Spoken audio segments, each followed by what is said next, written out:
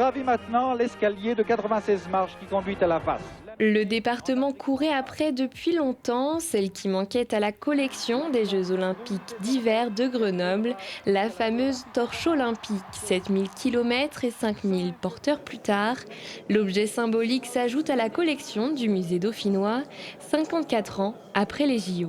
C'est une longue quête qui s'achève. Là.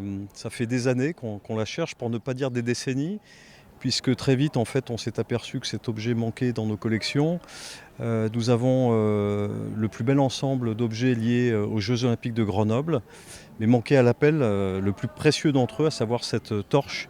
Une torche confectionnée en seulement 33 exemplaires et l'une d'entre elles confiée à Maurice Glaise, l'adjoint au sport d'Hubert Dubedou et vice-président de la commission d'organisation des JO de 1968. Une torche qui a passé des années dans les cartons avant d'être découverte par ses enfants au début des années 2000. Quand on l'avait, on était tout content de l'avoir. C'était un décor dans notre, comme je disais tout à l'heure, à côté de notre cheminée.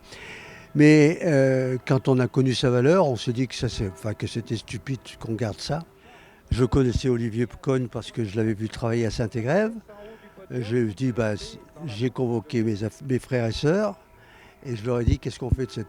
Il y en a marre, on fait quelque chose. Donc on a tous décidé qu'on l'a donné.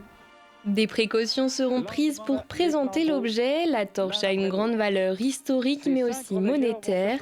Les collectionneurs français et étrangers se l'arrachent. Aux enchères, l'objet se vend à 140 000 €. La torche olympique sera exposée dans l'exposition Le Rêve Blanc au musée dauphinois.